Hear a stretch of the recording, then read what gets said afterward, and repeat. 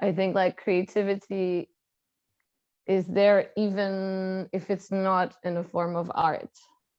What ecology means to me, like, or where it starts, and it begins in deep within an individual human being for me. And it really begins with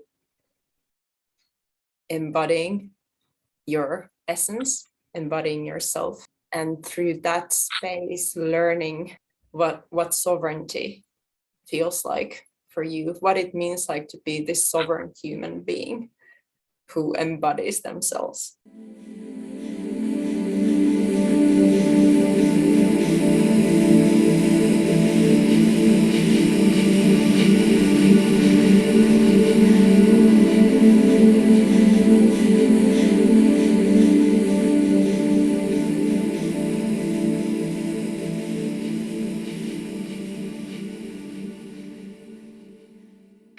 Hello, everyone, and a warm welcome to the Heart to Heart podcast. This is our first episode. I'm really happy to share this with you all.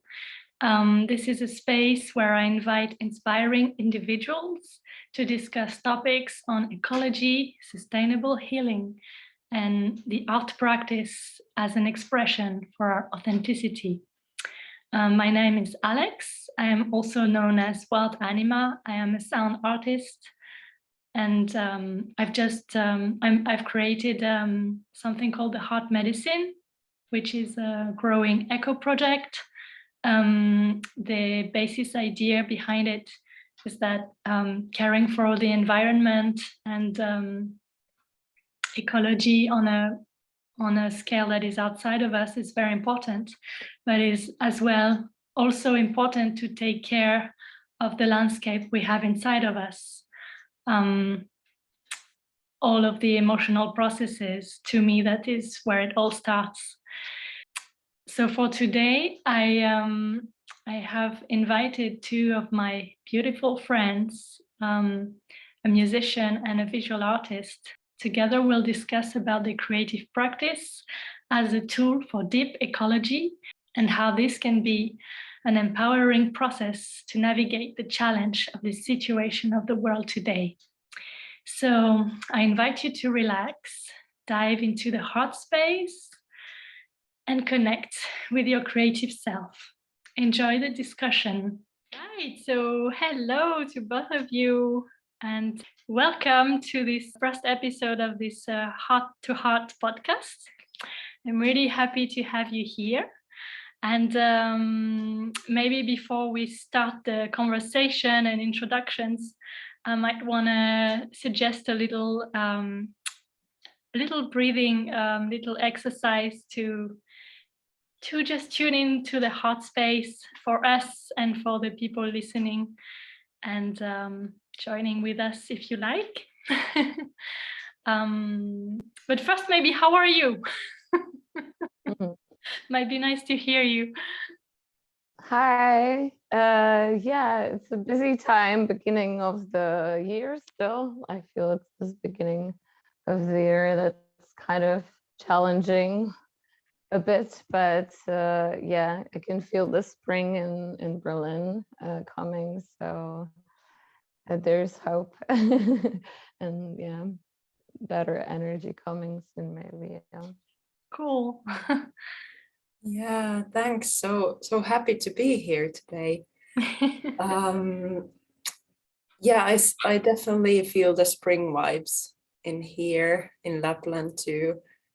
We are finishing this kind of like dark times of the year, and now we have sunshine almost daily, and it's just so bright and beautiful. And I somehow feel that spring coming and flowing within me as well. Yeah, wonderful. I love that you both mentioned that, because I live here in the Brandenburg area near Berlin, and we just had this morning the first flowers out. It's amazing to witness how the nature like suddenly wakes up, and like the smells feel different, and yeah, something new is coming, although it's like still deep winter. We're in the middle of February, but it's interesting. Wonderful. So yeah, I just wanted to suggest a little kind of tiny meditation. So if you want to focus on your heart space and take deep breaths, maybe 3. We can take 3 deep breaths into our hearts, just to tune into the heart sense and the heart intelligence. So we kind of enter this like different realm where time and space are vanish, kind of vanish in a way, and suddenly find ourselves in the same space, 3 of us together, but also maybe with everyone that is listening throughout the years, or who knows. Anyway, okay, so anyone can do it at their own pace, but yeah, let's tune into the heart field.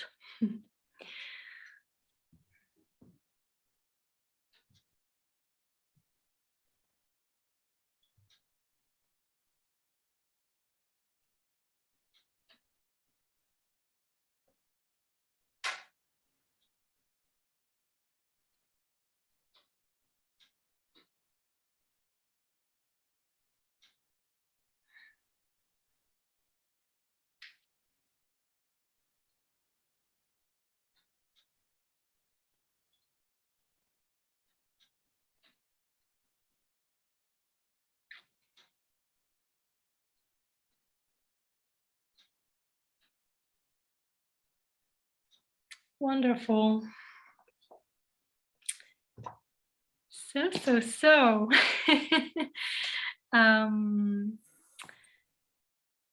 So our theme for the first episode of this podcast is creativity as a tool for deep ecology. And I'm really, really pleased to welcome these 2 beautiful friends of mine who are wonderful women. So we have Joanna, who also goes by JOA LUNA.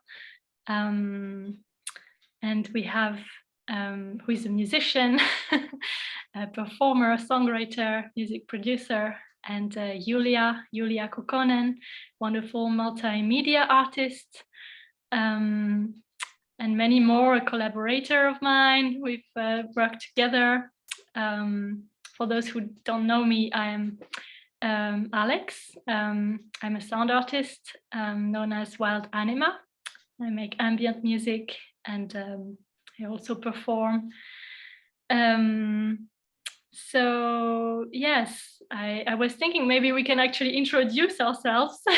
Now I have done it a little bit, but if you would like to introduce yourself, and maybe it doesn't have to be something very conventional. You're welcome to introduce yourself in any way you feel you want to do it in this present moment.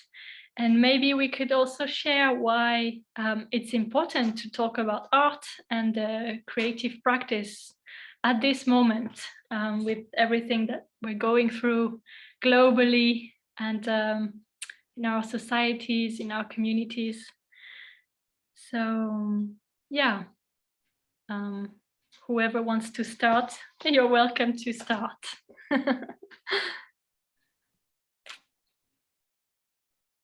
Maybe Joanna, would you like to start? Yes, sure. So my artist name is JOA LUNA, as Alex already mentioned. And I've been singing and making music for over 15 years. And I really feel that creativity is just this natural force that help us heal and be balanced humans. So I try to also take that energy, creative energy, and let it inspire my processes in music. So I started with using just my voice as singing tool. It's part of bands. And then I evolved and took little steps into diving deeper into the music world. And I started playing with synthesizers, and then started producing music as well, which is such a broad topic, music production. And what we can do with music is just, there's so many endless possibilities.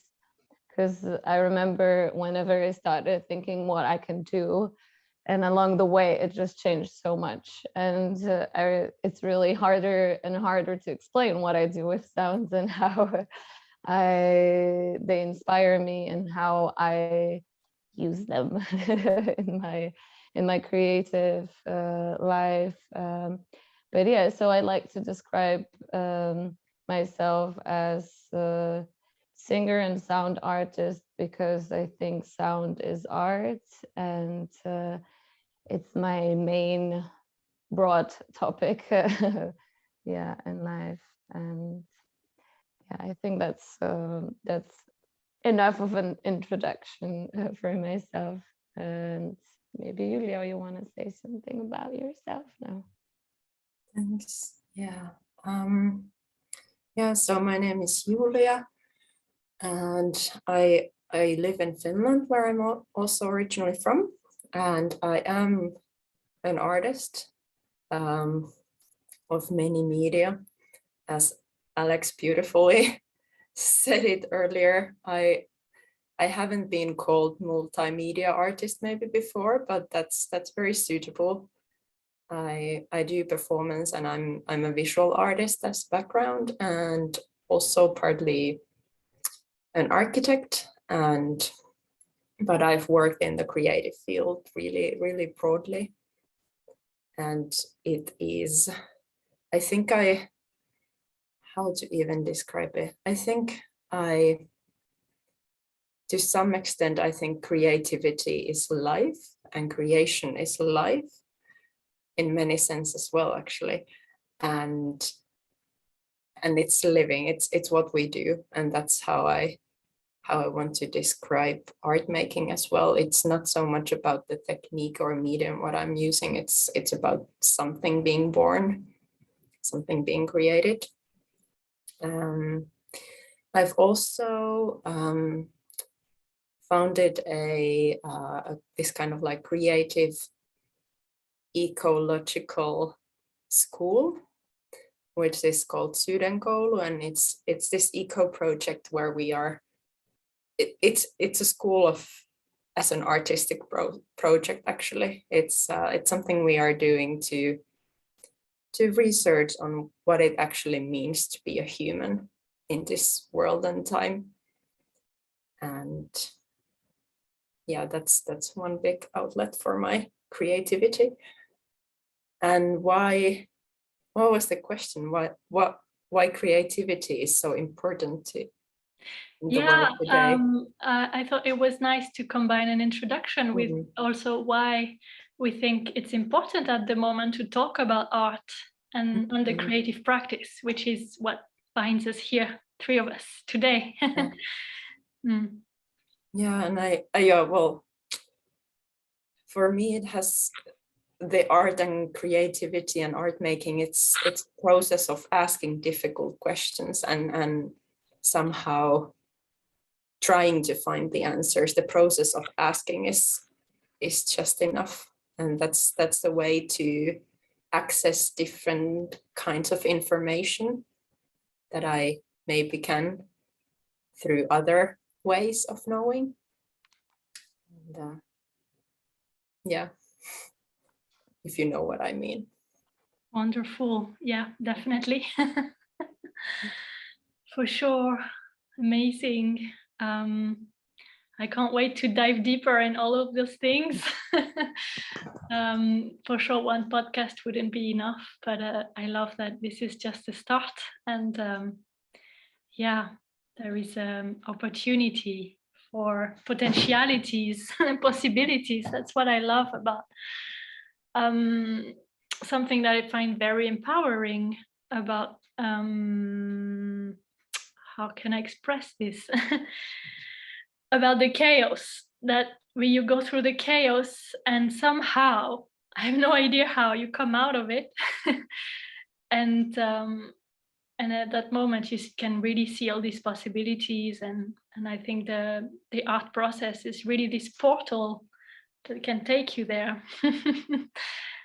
And yeah, I feel like you two really understand that. So if I introduce myself briefly, I'm, as I said, a sound artist, and I work a lot with nature. I think it is my prima materia kind of thing. Recording a lot of sounds. I was always fascinated with sound design, so I love recording sounds and working with them and finding patterns in them and somehow creating ambient music, but also trying to make pop with it, trying. So I very much enjoy the merging of spaces, like experimental worlds, or more kind of like, let's say, not mainstream, but kind of more user-friendly. No, what word can I use? I'm not sure. But yeah, I love very much just combining energies that I feel in myself. And yeah, actually, energy is a good word. I think this is really a tool I love to use, and maybe that is why I was drawn to sound in the first place, because sound is vibrations, and that is a way to feel energies. So it is a big connection with this project, the heart medicine, which is all about the energy of the heart field, and is something I really use on my performance practice, performing live. And outside of sound, I just feel like I have so much more to explore now, and I don't quite know which word to use. I think maybe multimedia would suit me as well, but I don't know yet. I like to describe myself as a sound artist. And why I think it's important to talk about art. For me, it's connected to something that I call the ecology of emotions. That is kind of a journey, a research I have been really, it's like a path I've been on for a really long time. But the name came to me when I went to Iceland and I did an artist residency there. It's a name that came with another friend of mine called Alicia Arau. She's a wonderful artist. And so in this work, I have developed many works at the moment on this concept, but this work I did with her actually was really about creativity and art, and that creativity is not a luxury. It's like a human need. We were exchanging emails, and we like a lot of emails and beautiful things unveiled, and we ended up compiling this into a little book called Hidden Eden. And this was really the topic, how creativity is a tool for ecology. And I love how this is unfolding to also discuss and like unfold all the petals of this concept with you both now, and probably many other people. So yes, that is the base, the root of why I think it's important at the moment. I think we tend to put this last, not only as like an individual perspective, like, oh, I'll do my art after I finish the dishes, or after I take care of the kids, or after I worked to earn money, but also on a societal level, like art comes last in a way. And maybe not always, but I feel like in the general mindset, it's like the last thing the society takes seriously in a way. And I think it's a mistake. I think it's a mistake because it's that creativity is energy, and energy is part of why we are alive. So we do have basic needs like eating, drinking water, breathing somewhat of fresh air. But creativity is maybe something like fresh air to the soul. And if we disconnect from that, as I said that, I have flashbacks of the lockdowns and seeing how people would get creative in a way, but then I could see how even myself, I would shut it off. Like, what am I doing? There's a pandemic. Like, in a way, like I should worry about this. Or so it would be interesting also to discuss about the validity of the creative practice, and actually why we chose to have this as our identity, why we chose to be artists, and maybe, yeah, challenge those status quos about putting art in the last place in the list of life.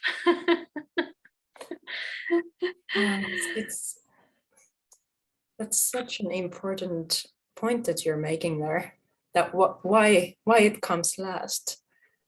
It was, I'm also studying art education now, so, and this is something that I'm dealing with the school system as well. So like, art is a compulsory subject in school when kids are growing up, but then there is this like maybe 1 hour a week during the whole year there is like art lessons compared to math or Finnish or whatever other subjects.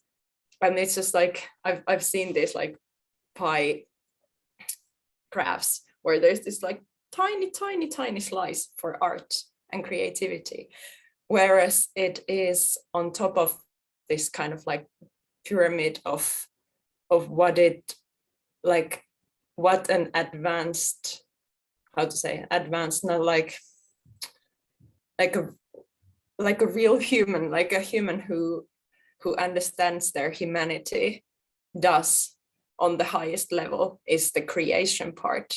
There are like remembering and analyzing and maybe recognizing something like that underneath it in the pyramid, and then there is the creating part on the top.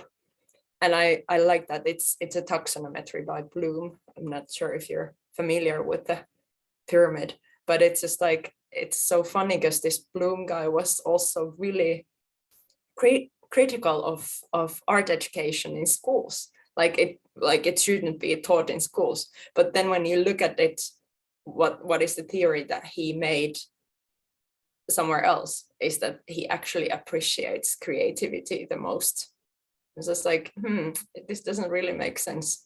Why we as a society don't see the value of creation and being creative where it should be. Like I'm not sure where that happens, that disconnection.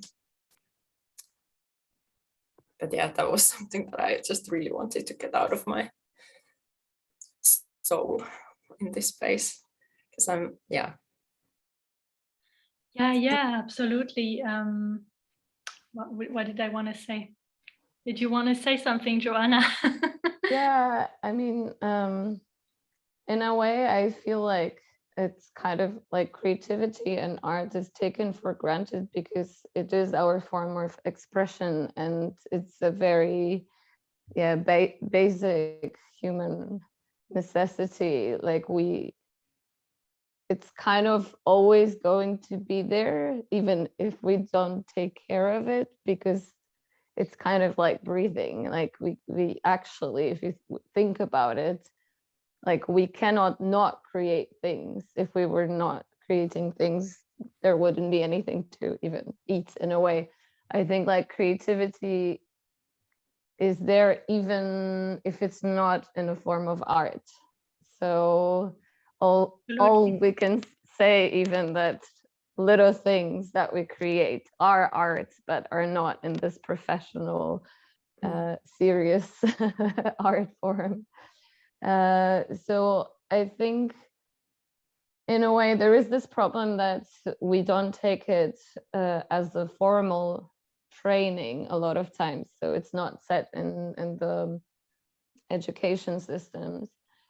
But if I remember my teachers who used to maybe not teach a topic on creativity or arts, I think they always had this creative mindset that they were trying to teach us, you know. And in a way, I think like every teacher has this like little skill that they need to be open-minded, and then need to teach us this mindset. And yeah, I think it's just like sometimes very hard to actually just notice it and appreciate it as being creativity and identify it as art. I think that's the problem. In a way, it's also like very major problem in music that especially with paying musicians, is that sometimes you always know that even if you don't pay, you don't have a budget for event or something, there's going to be someone who's going to want to come and play for free, because it's like we just want to express ourselves, we just need to do it just as breathing, which of course some people may judge in a way that it's kind of causing the problem in the whole industry. But also I understand it. We really I really feel it more and more the longer I go, that I just want to have this form of expression. I really don't care sometimes about money, although I of course do care about it because I have to. Yes, but in a way we want to feel like we create concepts. We have this I would rather care about taking care of my flow of creation and really keeping the ball rolling, and instead of sometimes focusing on okay, am I getting paid for this job? That's just the problem with very capitalistic system that we are a part of right now. And we definitely reached the point where something has to change, but nobody really knows how to change it, where. It's just such a complex, big system that's so globalized and it involves so many branches. Yeah. And I remember what I wanted to say, and that totally links to what you're saying now. But first, I think that is a big topic for me as a musician. Before Corona, I was kind of playing these shows around, booking tiny tours. And for me, it was really important to get paid, because it was my job. Although, of course, if it was just 10 euros, I would still do it. But and I think it's a big topic. And what I've been thinking for a good while is that we have to kind of educate. I don't really like the word educating, but we have to educate the consumer. We have to reverse things. Instead of thinking, oh, I can ask someone to play for free, it's like, oh, someone is playing. I should offer something. Or there's beautiful art here. Who's this artist? How can I support them?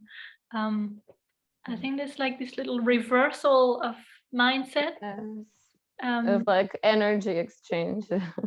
In a form, sometimes financial form. And and being seen, like seeing Yeah. what is happening. So I felt like that connected with what Julia was saying, because Julia, you were like jumping on what I was saying about why is art left to last, and I feel like what we are trying to express is like what I wanted to come to is what does deep ecology mean, you know? And I feel like why is art left to last is because we've forgotten to think about this holistic picture, the bigger picture of what makes life full, what makes our aliveness full. Like we have all these distractions, which aren't bad.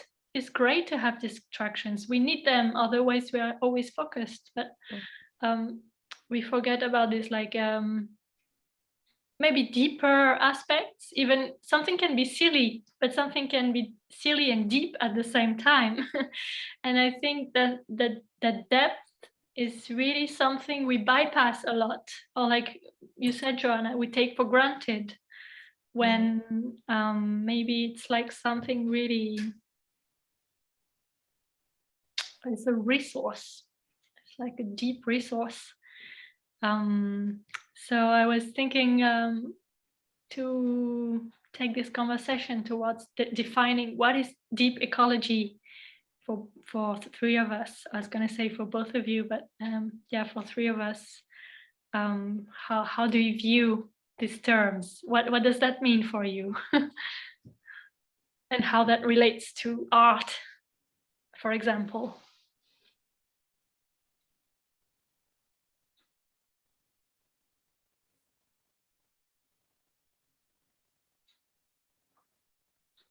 Want to go first? That's a killer question. I really like. Take your time. I like that we have silence. Yeah. I mean, to me, I feel like deep ecology kind of starts locally, that it goes in this microscopic level.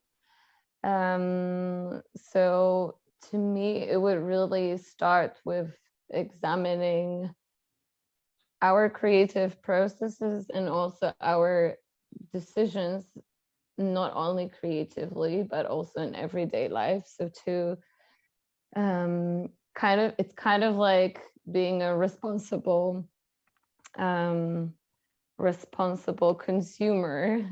So it can also relate to where we put our energy and where we put our money as well. So I would definitely feel like, yeah, I definitely, this like more slow moments of lockdowns in past 2 years, I did definitely re-examined my rituals, creative rituals, and I started really seeing which things and which performances really feed me energy-wise, and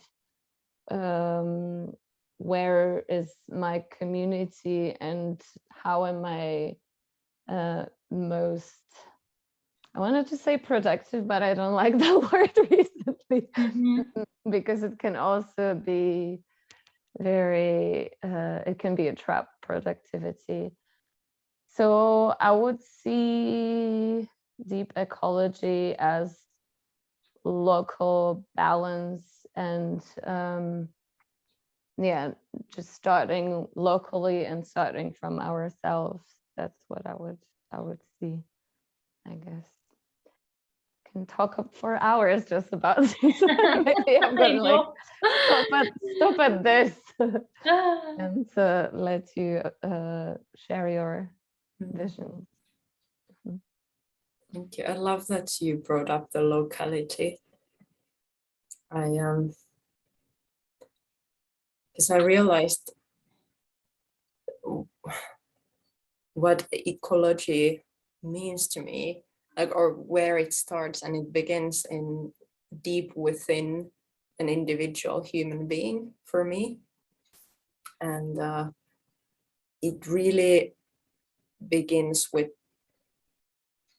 embodying your essence, embodying yourself, and through that space, learning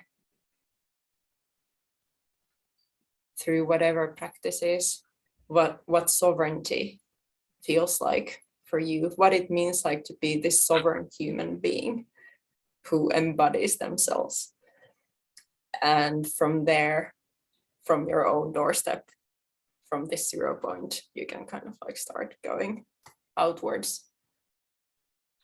And like I somehow, why I put so much emphasis on this like individual perspective and finding the sovereignty and resilience as well within oneself first, is that whenever trying to make some kind of a change or ecological turn in a larger society, and if we're trying to make any kind of change from a point of view when we are not fully embodied in ourselves with that change, we cannot make it last.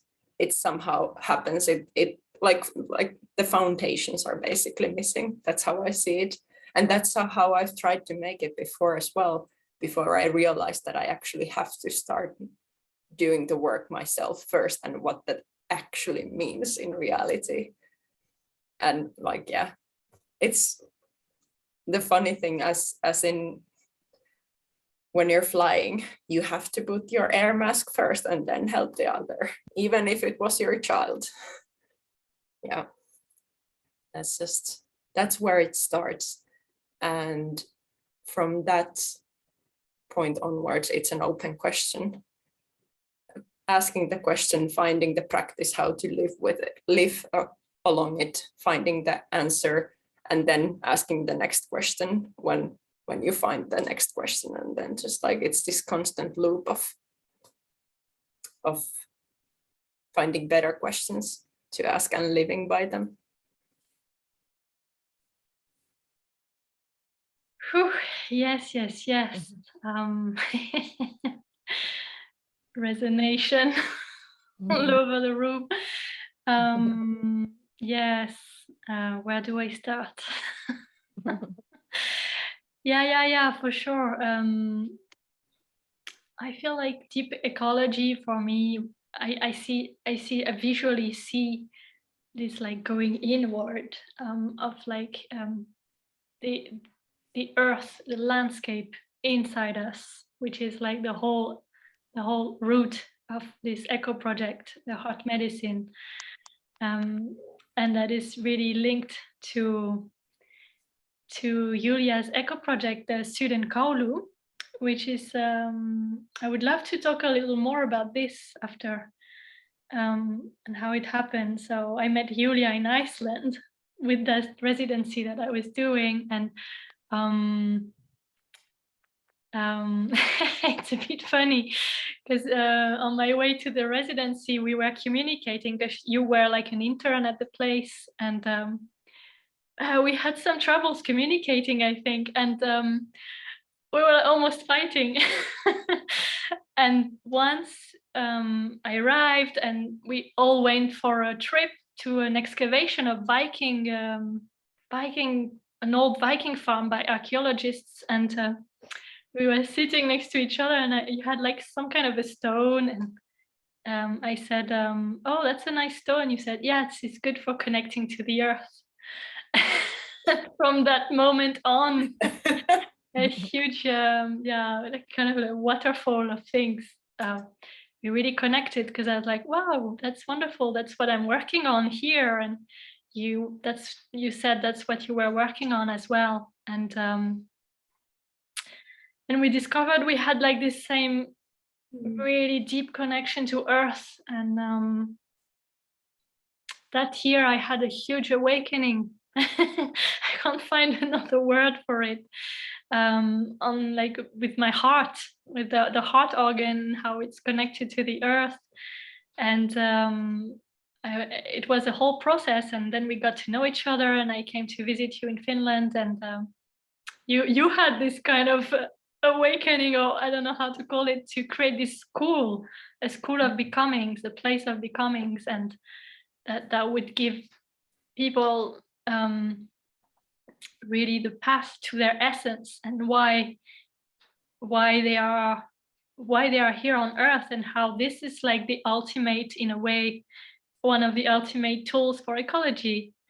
And that was such a strong thing for me. I just like got the essence of what you were saying, and I found it was crystal clear for me. I was like, wow, I'm like a I had this word of like, I'm like a heart priestess or something like that. It's something spiritual, that this is my path, the path of the heart.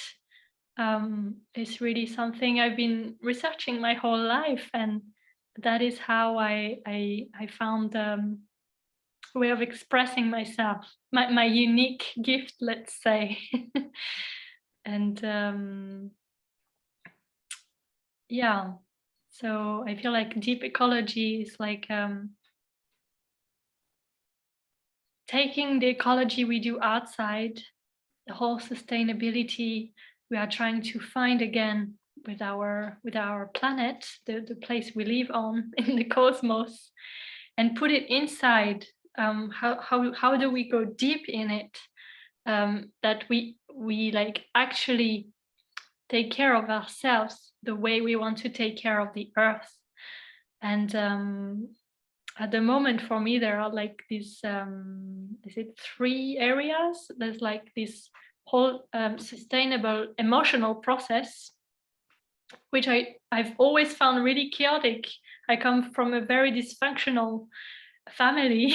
And I was just watching my whole life how people can the violence, the emotional violence we can witness and go through, and how there needs to be an education of how we can rewire this like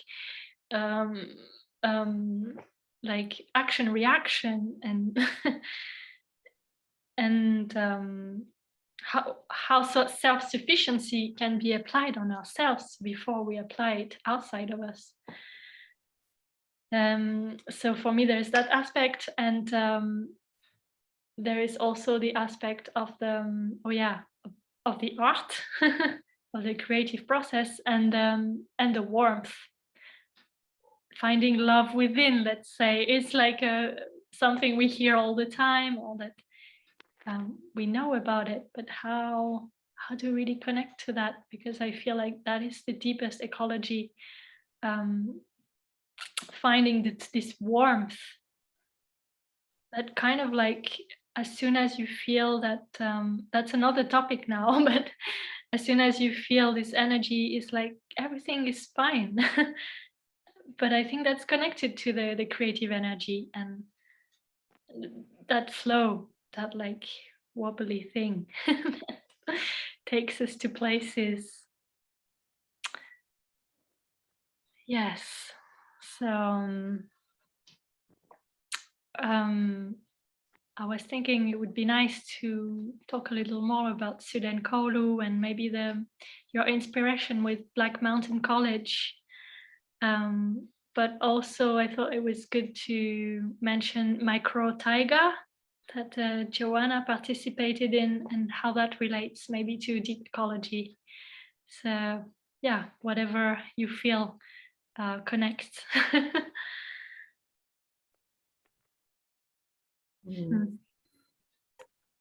Thanks for those memories, like reminiscing the past. Yeah. The Sudan Kolu, the place of becomings, has been a very interesting process to start with. It was one of those projects that just decides to be born through someone. And I felt like that I didn't have much to say in it. I literally received this kind of the idea, most like as a download from like a blue sky. It was just like a millisecond when I had the whole idea, like how it's gonna happen, what is the essence of it, how to move forward with it, the next steps, the like maybe 10-year span for the project, and all this kind of information was just like there. And then yeah, I started according to it. I recognized that this idea was somehow special. And but yeah, the essence of the project is that it is to find ways how to support people to find their own essence best. And the hypothesis is that the person who has discovered themselves truly finds their life work, which is always in alignment with that of Earth's highest possible good. And so that if a person is truly living their dharma, maybe dharma is a really good word here, that it's something that is serving the Earth and the whole of planet, all of its beings best. And yeah, it's a huge job. It's a huge work to do, and I doubt it will ever be finished. But the whole process of finding better answers to those questions is the essence of the school itself. In practice, we have started with some courses and summer school course, and it's moving forward. Yeah, that's something about Swedencold. Wonderful. Yeah, we're already an hour in, almost 45 minutes. So I'm thinking that I think it's okay. We can just continue like this. And I was thinking maybe if you want to share quickly about Black Mountain College, because I didn't know about this before, and that was your inspiration, right? Right. Yeah. True. Thanks. I forgot about it already. Yeah. Black Mountain College. It was a college in the States from 30s to 50s, and it was this like really special place where their idea was to teach arts along with few other subjects in this kind of like boarding school scenario in the middle of the nature in North Carolina mountains. And it was very experimental, to say the least. And they a lot of great artists actually taught there, and there were only few people who officially graduated from the college, but they did stay there for years and years and live there. And so it was basically a big community that was gathered around this college. And their purpose was to find better ways to educate people. And as the teachers were some people who had been professors in other universities and discovered that this official track of teaching, the way teaching in the traditional universities is not suitable for true kind of liberal teaching. And they were the whole ideology in Black Mountain College was really well ahead of its time, and the legacy of the school is still here. Yeah, who is the the artist who founded it, is it John Cage? John Gage was one of the teachers there. Okay. He wasn't the founder. Okay, okay. There was a group of other artists and professors who founded it. Cool. And there's a big book, right? I remember seeing you reading this huge book. Yeah. Yeah, I visited Asheville where the college was located a couple of years back, and Yes. I was really taken by the nature there. It's really special. Yeah, I've heard. I've heard Asheville, not Nashville, but Asheville. Yeah. Is a city we don't really know in Europe, but I hear like alternative people in America saying how really nice it is, and yeah, I would definitely want to visit. Yeah. Nice. Where the So college was. Yeah. what? That's where the college was. Yeah. Nashville. Exactly. Yeah. Exactly. That's why I'm talking about it. Yeah. Asheville. Yeah. So I thought we could go to the second part of the podcast and go towards the creative practice, because like the theme is creativity as a tool for deep ecology. So maybe we can talk about ourselves and the creative practice, and maybe that can connect with micro taiga if you want, Joa. Talk a bit about what you went through there, because also we are here because we have been having ideas to share workshops. Created a little group called Creative Circle Collective. So yes, that's a nice thing to mention, I think. And Joa can share her experience with this platform, Micro Taiga, and we can continue like this. Sure. So basically, to me, like being creative and being a musician, it's kind of also about constantly learning and constantly seeking inspiration. So whenever I would feel I'm a bit stuck or I don't know where to go, I would just like search around what conferences are available or what workshops are available. And I have this friend in Berlin, Aga Boa, and we met a few times and we were talking about ecology and creativity, and she was telling me about about this micro taiga program that she was involved with, and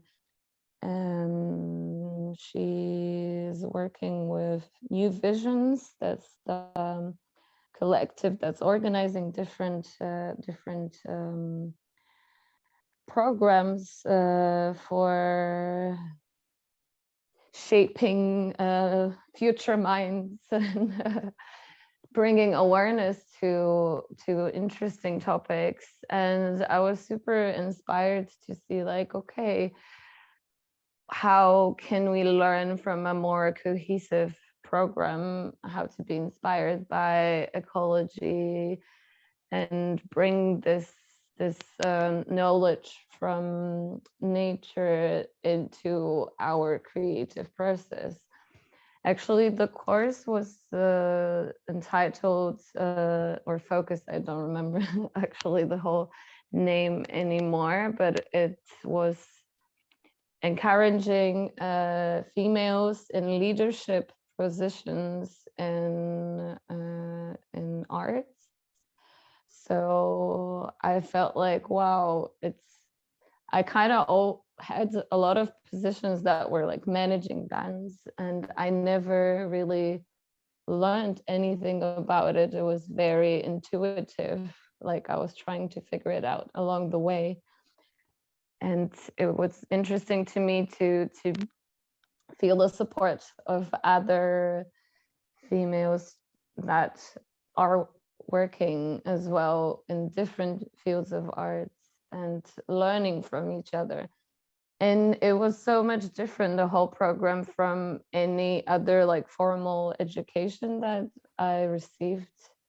So it also like opened my eyes into this, like, okay, like female energy is a bit different, and maybe there is a different way of approaching education, and how we also exchange information, and how it's kind of more community based, and how it's more intuitive, and how it's more about asking questions and not about actually just telling how it is. And that was just such a wonderful revelation for me along the way during this 12-week program or something like that. So overall, just it was very eye-opening new experience, and it was also very interesting to try to connect to so many new wonderful strangers over Zoom calls. This is how we were trying to do this, the new normal. And yeah, it was just beautiful. And yeah, I don't know, there's just a lot of more information online, so we can share it for sure. So if anyone's interested in discovering and learning more about this, yeah, I would highly recommend diving deeper. Super, thank you. And that's great, because you were talking about this kind of like more feminine way, and about the creative practice. I would love you to share with us things you've shared with me about the menstrual cycle, and how the hormones, the hormonal patterns can really be a light on how we feel and the creative process. Yeah, sure. I love that. It kind of like I started yeah, having, actually I think like when I moved to Berlin, I started connecting with way more females, which was very interesting, because I usually was in bands and it was always boys, and I was in boys clubs. And it was very interesting to see that, oh, it's a really new chapter in my life, and just connecting with so many more women. And there was one friend, Ali, and she was reading this book, In the Flow. And the book was talking about, I mean, we all know that there are kind of like different phases in like female cycle, but it was really interesting to see this division into really like 4 phases that are governed by hormones, and that actually female cycle is not really 24-hour based as we are used to in like working environment. And we kind of see it on a watch, it's always 24 hours, because it's kind of how hormones are regulated in male bodies. And in female hormonal cycle, it's spread across 28 days, 28-ish. Every cycle, of course, is different, and it varies. But it's also interesting that later I just realized that I was reading about 4 different cycles in like project management, and that actually, in a way, like it's already been introduced, but nobody's really like calling it, hey, like actually we talked, we like took the inspiration from nature, from female cycle. It's actually like very based on hormones. And yes, it was just interesting to see and look at my energy differently, and to see that, oh, maybe in one phase of my cycle, I'm more social and I can use my energy better, and it just comes so naturally and easily for me to reach out to people and network or be around and perform. And then in different phase, I can be more like shy and close off a bit to protect my energy, but also then look at what I've done so far and be more reflective and like learn some lessons from the whole cycle. So it's just very interesting to see, to actually start to think like, okay, like to observe ourselves better in this creative process, like, and to look at, okay, which energy is flowing better for me maybe across the whole month, and to try to plan our activities according to a month and not a week or not a day. I mean, we also have to then have a bigger plan and then maybe have different like smaller steps, obviously, but maybe it's better to just see like, hey, why am I feeling more anxious in this week? Maybe my hormones are also telling me something else. Maybe my body's communicating with me, you know.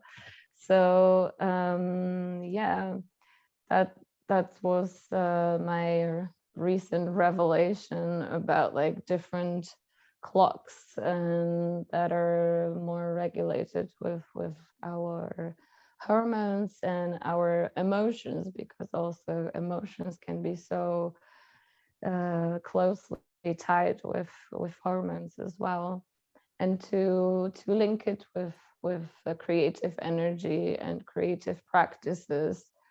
So it really, yeah, I really try to plan now of my whole month and around my periods and around my ovulations and around my the peaks and dives of Interesting. hormones. Yes. Yeah. Or just to notice like, okay, like something's off, why can it be? And then to look into my little app of menstruation and be like, oh, maybe that's why. This is deep ecology, like proper, like, you know, how do you function? As deep as it gets for a woman, yes. Well, yeah, and of course, men or anyone who doesn't identify as a woman can look for their own cycles, and we can get inspired by the lunar cycles. And Yeah, exactly. And also your own. just to like try to look outside of this like 24-hour clock, basically. It's just so Yeah. so interesting. And also just to like give our project more time to evolve and to give it more phases than just like I work on a project, I deliver, you know. Just to look at it a bit differently. Definitely. Mm. Yeah. I think it might be nice. What?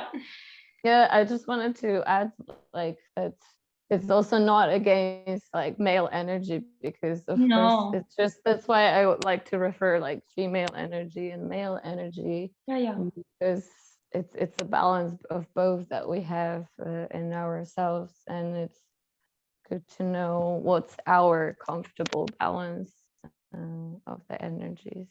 Yeah, and so that we can learn from each other and from both balanced ends. Yeah. Absolutely. Yeah, for sure. I think it might be nice to have another podcast and really dive into the creative practice. Sure.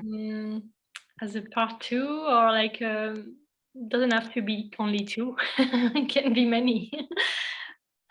So I think we could share maybe, or if Julia, you have some things to share, that would be great if you want. If you want to say some things, because you're also diving into this actually, to The the whole cyclical nature. nutrition. Yes. Yeah, would you like to share a bit about that? I think Joanna did a beautiful work there, sharing about it. It's definitely something that I've been working with as well. And yeah, I can say that my life changed as well when I realized that I definitely am not the same throughout the moon cycle, and my creative process is different. And there is I think there's a really beautiful saying that if you have to make a big decision, you cannot know what to decide on, like based on few days. You gotta bleed on it. So wait for the whole cycle. Wow. Before you make the decision. That's and of course powerful. the bleeding phase, the deep winter of the seasons of inner seasons of women is the phase when we are the most intuitive and like most connected to other realms, and that's a really good phase to make decisions, because you access the void of that kind of like pure space, pure neutral space where the decisions can just like arise without mental chatter or other things affecting it. And because of that, I also try to have this practice of having this one day a month called as a womb cave, which would be the first or the second day of the bleeding. A womb cave. Yeah. Cave, the womb cave, okay. Yeah, just to like retreat from the outside world to my inner world, to this like intuitive space, and be creative. Actually, I might do some painting, something like which isn't meant for the others, but it's just for me. That kind of like connecting with my inner self during that space. Yeah. And like sleeping alone, not let my partner be with me, and like really like having my space for one day. We're kind of like retreating to a cave with my womb. Yeah, that is very powerful, I think. Yeah. I think maybe what I can share on the creative process. I was just thinking today that I think if I have to share just one thing, an advice on creativity is just like be bored. Boredom is my best ally. Whenever I really want to get into the zone and a flow state. So this is a bit like I'm like diverging from what we were talking about, but it's still connected. For example, if I arrive in a residency or something, I just like, I do nothing and I sit and I get bored, and that's when things arise. True. And magic things arise like this. I think being bored is amazing in a way. Yes. Yeah. Yes, rest as a form of resistance. Oh yeah. Yes. Yeah. Completely. And what I'm going through currently, and I think that would be a really nice thing to discuss, is effortlessness. There is this Chinese old wisdom, the Wu Wei, the effortless effort. It's all about the downstream effort instead of like always going uphill, kind of like following that downstream. And I think everyone can relate to these moments when, everything is flowing and it's working out. And doesn't mean that like climbing is not a bad way and it's like not working out. It's also working out. But I think maybe we've been educated to always climb the mountain and not follow the currents of things that flow. So that would definitely be a wonderful thing to explore. And yes, that's really, I think, what we feel we'd like to share, three of us, with the Creative Circle idea. Our intention is really to share the skills, and we've started to make lists of workshops we could make. So I guess we can share them later on, or maybe should I already name some of them, or like topics? Because yeah, they're all about creativity, but there's a lot of more practical things like finances as a creative being, for example, or like what was it? Re-evaluating wealth, like energy as wealth. I think is really something I've learned to develop through my artistic practice, and it's always really helped me out to see that my energy, or my artistic energy, is a form of wealth. It has taken me to such amazing places, and yeah, it's like another topic, a whole other topic. So yes, there's all sorts of things like multitasking to monotasking. Oh, that was it. Understanding wealth from an energetic perspective. Yeah, lots of things like that. Also with Joanna, we've been talking about how to set this new ground for a new paradigm for the music industry. The whole thing's kind of like collapsed, is still collapsing, it's still working out, but is it gonna last forever? We don't really know. So how can we build this new paradigm? And I think that's for art in general. Implementing circular economy and things like this. So we're super excited about all these things, and we're taking our time to incubate. I think we need to, yeah, let the baby incubate a little bit, I guess. And yeah, slowly with talks like this, we can share some things, and later on we'll offer spaces to directly exchange skills with people. So stay tuned with us if you're interested. Yes, if you have anything to add, or any questions, or any, I don't know, let me know. I just wanted to say that it was great beginning, and I really appreciate having the space to talk about these topics. And yeah, I'm really happy to see what we come up with like along the way. Really excited. Yes, definitely. Excited to dive deeper into this with you. Yes, me too, for sure. I'm really excited. So wonderful. Thank you so much. Maybe let's close back into the heart space. Yeah. And thanks to everyone who joined us today. It was really fun. Someone was waving at me out the window. So yes, wonderful. Thank you so much, and see you very soon. See you. Thank you all. Thank you. Bye.